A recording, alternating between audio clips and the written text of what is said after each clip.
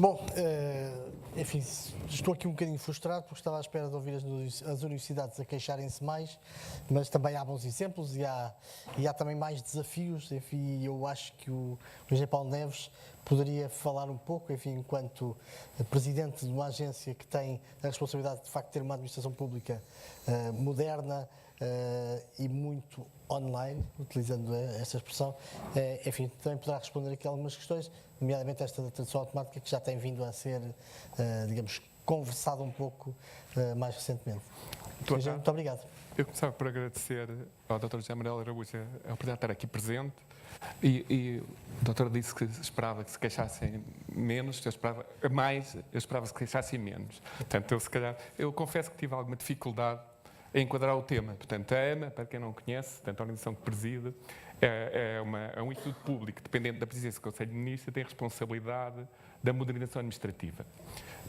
O que é que isso significa? Modernização administrativa não é tecnologia, ao contrário de que grande parte das pessoas entende. Modernização administrativa é tecnologia, não é tecnologia, entra com uma série de componentes adicionais, sociológicas e económicas para aquilo que se moderniza.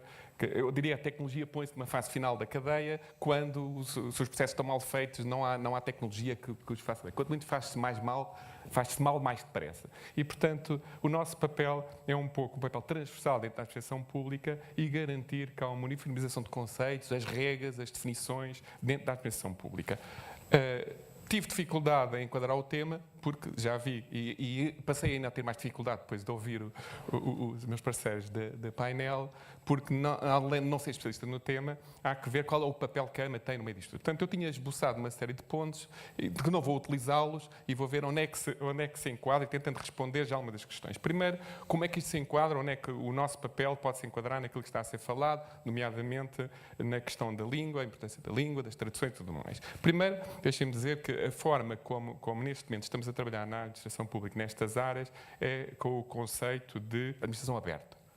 Eu julgo que este conceito da administração Obama, do Open Gov, a forma de administração aberta, que passa, e respondendo um pouco à questão de compreender o que o mercado tem, a intervenção da sociedade civil, aquilo que o professor há bocadinho referiu. A administração aberta caracteriza-se por três grandes componentes: transparência, a participação e a colaboração. E nós estamos a trabalhar para que existam mecanismos ou ferramentas para que essa transparência, colaboração e participação exista. E aí, com as universidades, com os cidadãos e tudo mais. E temos já bons exemplos onde isso é feito. Por exemplo, transparência significa tornar mais visível aquilo que a administração pública faz para que se perceba o que faz e para que não haja dúvidas do que se faz e para que não se diga que não se sabe o que se faz. E passa por tornar transparente, mostrar ao público, muitas vezes em ferramentas online, tudo aquilo que existe. Dou 2 ou 3 exemplos que foram lançados recentemente, por exemplo, um portal de transparência municipal que mostra tudo aquilo que existe neste momento. Qualquer cidadão consegue ver câmara a câmara, quantas pessoas têm, quanto gasta, qual é a dívida e tudo mais. Tal como nas compras públicas, que as compras que são feitas na administração pública neste momento são totalmente, sabe-se a quem foi comprado, quanto custou e tudo mais. Isto é transparência. A colaboração significa pôr as entidades, a sociedade civil, as universidades a trabalhar com a administração pública. Portanto, e aqui muitas vezes, na forma de trabalhar, não há na administração pública que tem que ir pescar só diretamente, mas há que haver um envolvimento também nas universidades e identificar quais são os problemas. E aqui nós temos excelentes exemplos de colaboração e estamos também a criar ferramentas para que a colaboração exista. Por exemplo, o que posso dizer, temos algo que é uma área que se chama Dados.gov, onde os dados em bruto da administração pública são disponibilizados aos cidadãos, para que os cidadãos, ou às empresas, ou às universidades, para que com a utilização desses dados possam ser desenvolvidas aplicações, serviços, aquilo que o cidadão possa vir a precisar. Portanto, os dados não são... A administração pública não é dona dos dados, os dados são disponibilizados e podem ser utilizados. Em forma de participação mais óbvia, aquilo que existe, e aqui sim acho que é uma ferramenta se calhar inovadora, ou pelo menos que tem uma participação muito maior, e se calhar vou aqui a trazer um termo em inglês, que não sei o termo em português, que é uma plataforma de crowdsourcing. O que é que isto permite? Permite que tudo tudo aquilo que se faça neste momento na administração pública que possa ter a participação dos cidadãos de uma forma de opinar. E, portanto, grande parte das coisas que se desenvolvem são realmente feitas com base naquilo que os cidadãos também dizem ou propõem. Isto liga com a história da ligação às universidades, se temos ou não ligação às universidades. Eu diria que sim. Existem, nós temos, a grande maioria dos trabalhos estruturados que estamos a fazer tem claramente ligação às universidades. Nós temos um programa DIGOV, em Portugal, de governo eletrónico em Portugal, que tem no seu Conselho Consultivo exatamente pessoas reconhecidas das universidades. Estou a falar, por exemplo, da professora Maria Manuela Leitão Marques, pessoa reconhecida na área. Estou a falar do professor professora Maria Leitão Marques, da Universidade de Coimbra. Estamos a falar com o professor Tribolé da Universidade agora de Lisboa, não é? Ou professor da Universidade do Minho. Portanto, no fundo, tentamos envolver as universidades naquilo que é feito, ou no Conselho Consultivo, ou mesmo em trabalhos operacionais. Aliás, eu julgo que não vou dizer segredo nenhum, assinámos recentemente também um protocolo com a Universidade do Minho e vamos abrir um polo de inovação em todas as áreas na Universidade do Minho. Portanto, eu diria que, se calhar, é a primeira vez que há uma desconcentração de um serviço da administração pública onde a capacidade, a área de inovação de novas funcionalidades são feitas junto com a universidade, com um pormenor, também com a Universidade das Nações Unidas, que se instalou cá. Portanto, há um polo da Universidade das Nações Unidas na área de governo eletrónico, na Universidade do Minho, e nós vamos trabalhar em conjunto, vamos ter uma equipa a trabalhar em conjunto. E aqui não estou a falar apenas de tecnologia. Estou a falar, e o protocolo diz isso mesmo, a equipa vai trabalhar desde a raiz, com aspectos sociológicos, económicos, funcionais, aquilo que seja, para garantir que a administração pública, no fundo, serve um bocadinho de laboratório antes das coisas serem lançadas. E aqui entra, inclusivamente, as questões da língua, aquilo que é feito, a forma de implementar as aplicações ou os serviços que são dados aos cidadãos. Portanto, eu diria que a ligação mais própria, intervenção mais direta com as universidades não pode existir, porque vamos, inclusivamente, ter equipas a trabalhar também na universidade, vai ser realmente uma cooperação. E, como eu digo, nas várias disciplinas.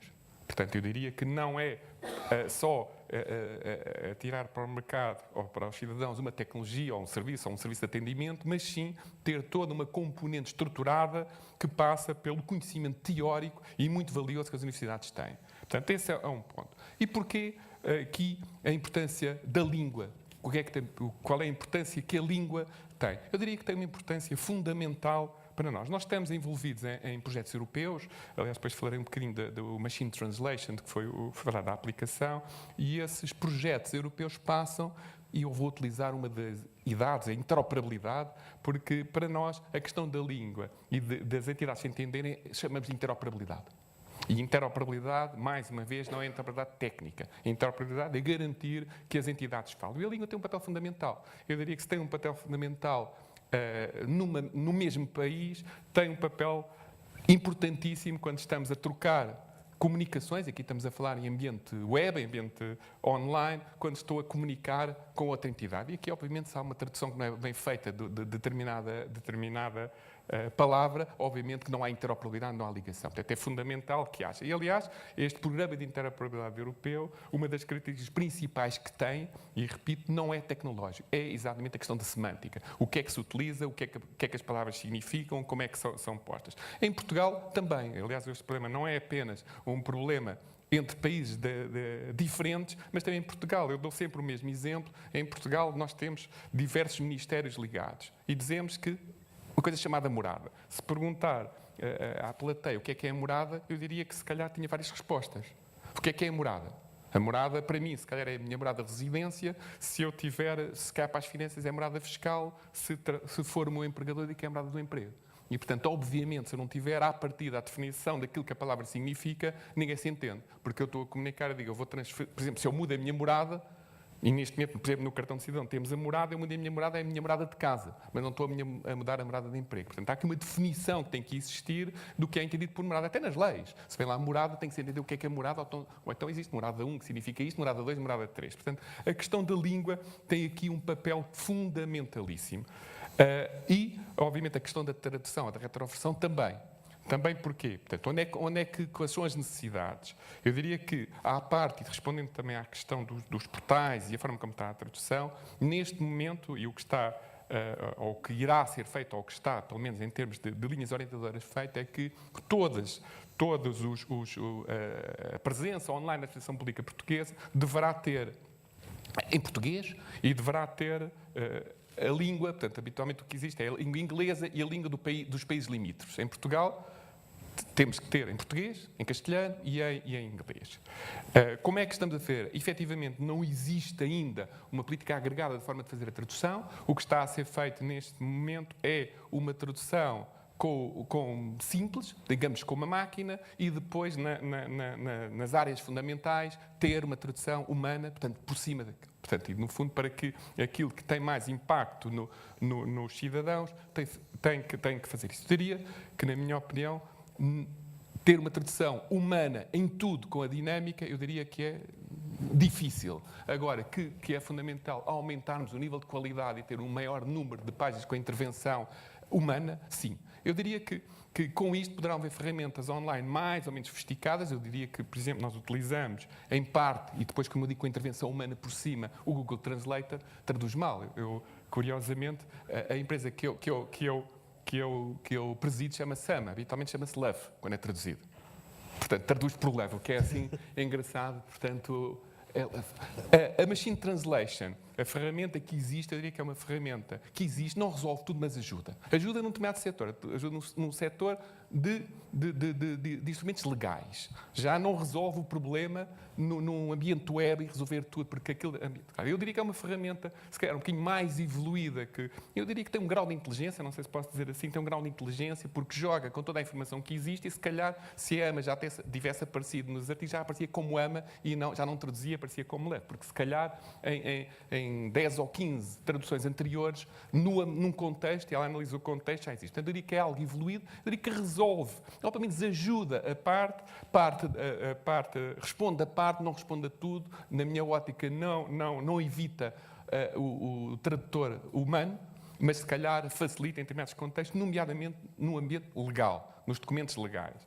No documento de lei já não resolve grande parte das coisas. Portanto, o que estamos a fazer é realmente ter uma tradução, conseguir não está em todos. Portanto, eu posso dizer que nós, numa análise que foi feita recentemente da e-Government Benchmark, não foi das situações onde ficámos melhor cotados, porque os organismos neste momento têm alguma autonomia. Nós estamos a tentar criar algumas regras em que essas regras passam a ser obrigatórias para os organismos, que passam exatamente por a necessidade de tradução e necessidade que os portais ou os sítios da internet tenham as diferentes línguas. Portanto, em suma, estamos a tentar, portanto, e acho que aqui liga, e por isso é que eu não segui nenhum guião, tentei apenas responder a algumas questões.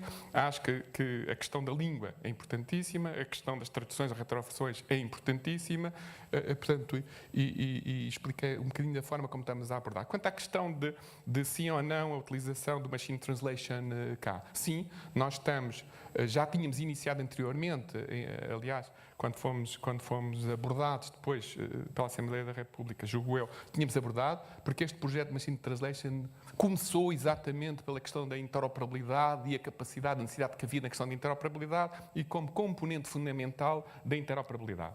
Portanto, porquê? Porque não há interoperabilidade se não se entender o que é que se está a interoperar. E, portanto, nós já tínhamos iniciado o processo de sermos um bocadinho pivôs da utilização do Machine Translation disso.